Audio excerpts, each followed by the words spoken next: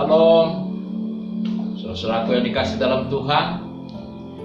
Kita berjumpa lagi dengan pengajaran firman Tuhan tentang membangun gaya hidup orang percaya. Kita telah belajar dari pertama, kita belajar membangun berdoa, mengucap syukur, pengampunan, beribadah.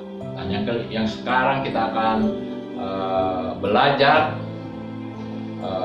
bagaimana membangun hidup kita, karena banyak diri kita seringkali tidak berhasil. Seringkali banyak hal dalam soal kehidupan kita, banyak hal kita bergumul. Kita selalu menyalahkan Tuhan. Tuhan mana? Tuhan mana?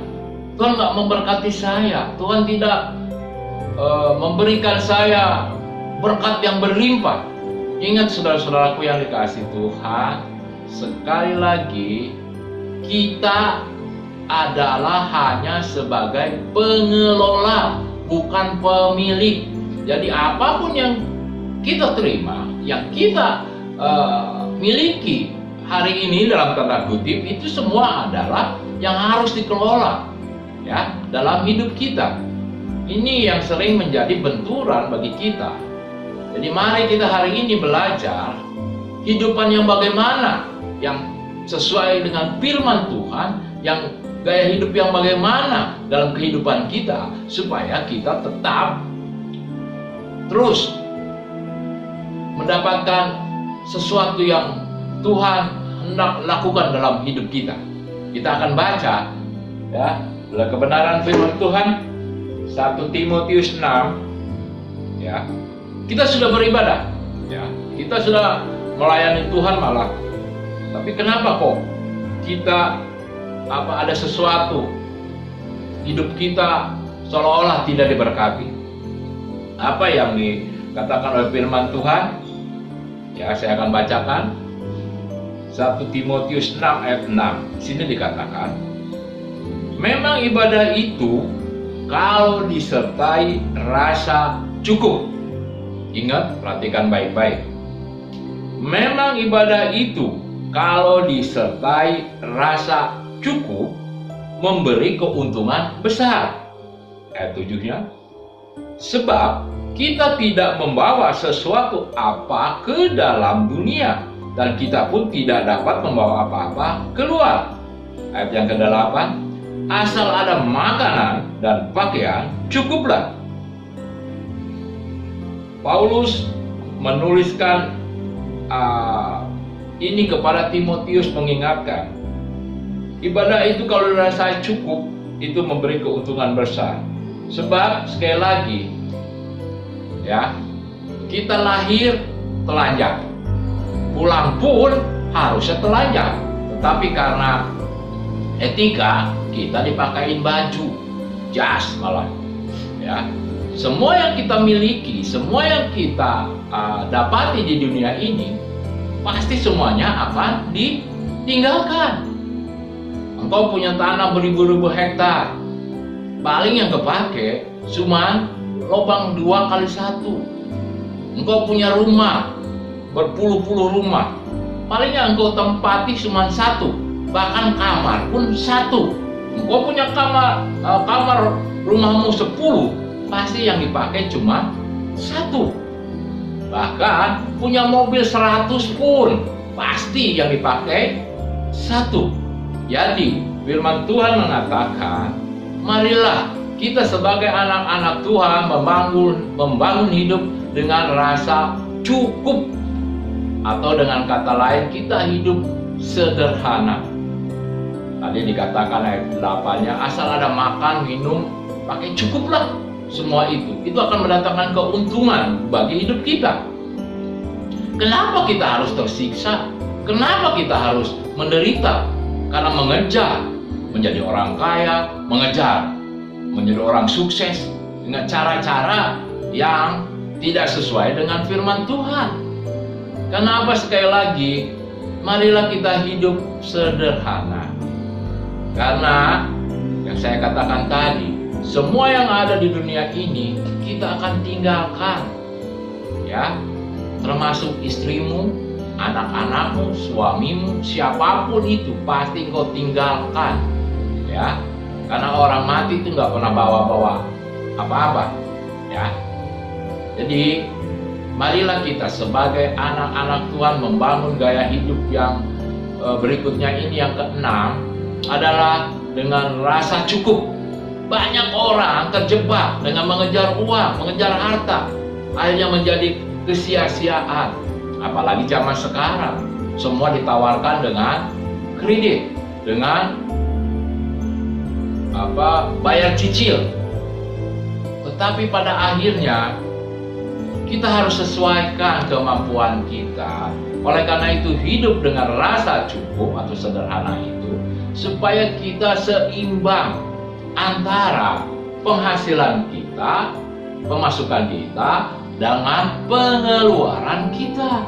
Janganlah engkau mentang-mentang engkau anak Tuhan pasti diberkati dengan iman, ya, merasa engkau pemasukan 5 juta, pengeluaran bisa 10-20 juta, ya, akhirnya pusing, nggak bisa bayar, lama-lama kita pusing, ya.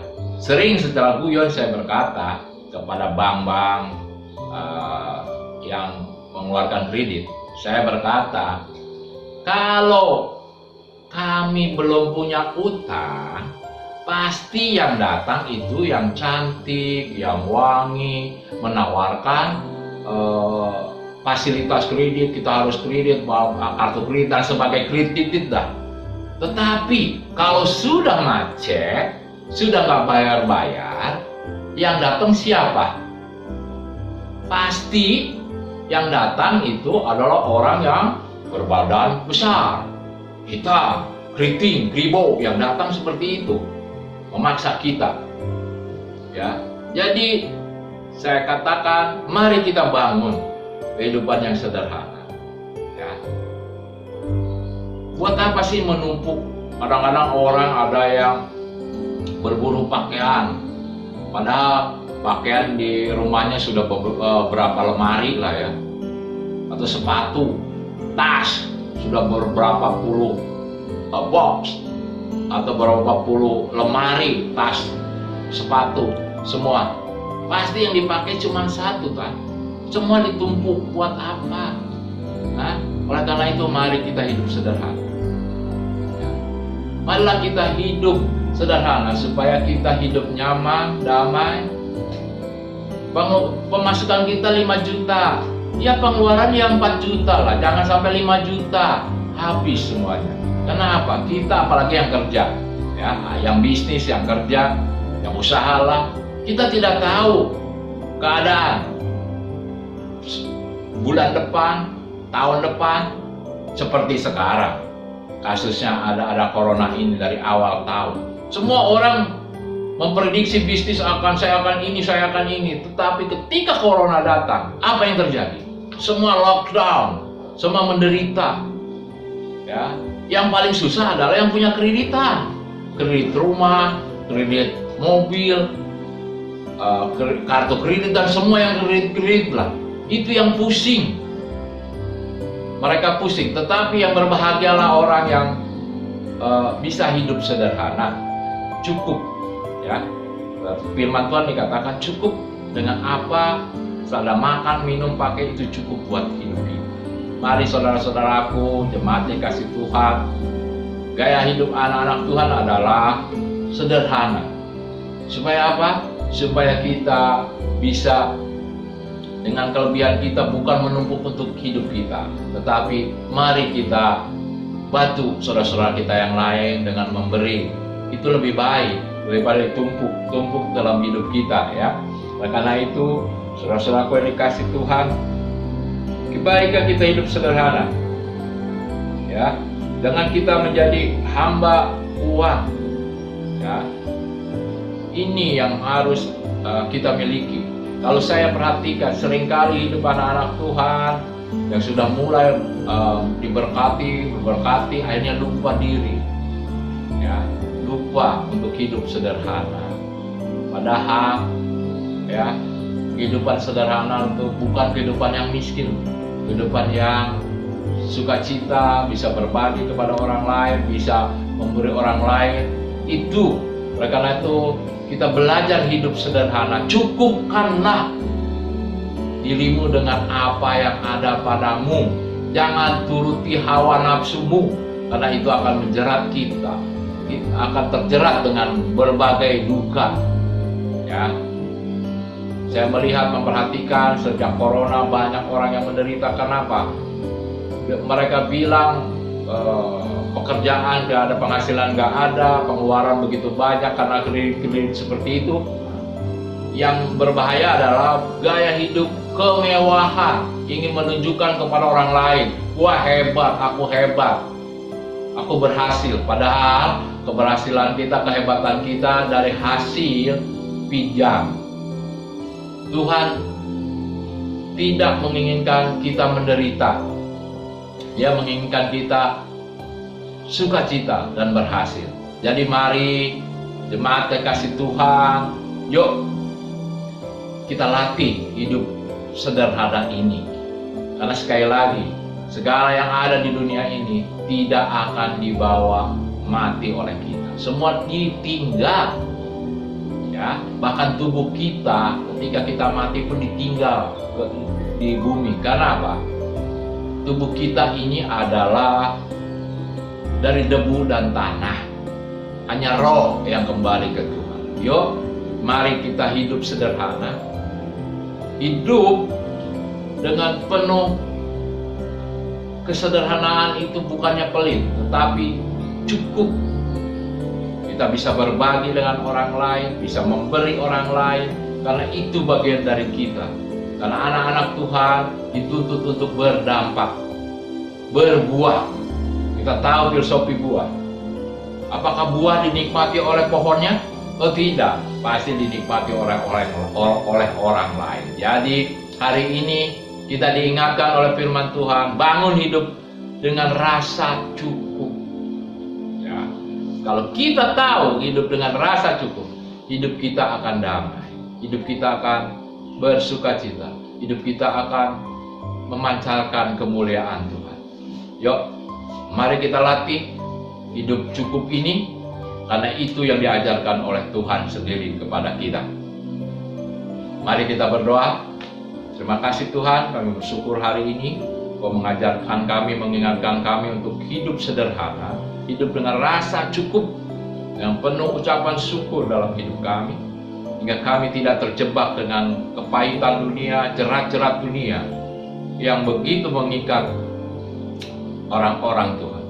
Kami percaya hidup kami adalah untuk Tuhan, dan kami semua yang kami miliki sekarang adalah semua anugerah Tuhan, berkat Tuhan untuk kami kelola dengan sebaik-baiknya. Terima kasih Tuhan, ajar kami, berikan kami kekuatan, kemampuan untuk kami mampu hidup dengan rasa cukup yang Tuhan berikan. Terima kasih Tuhan, dalam nama Tuhan Yesus kami berdoa. Haleluya. Amin.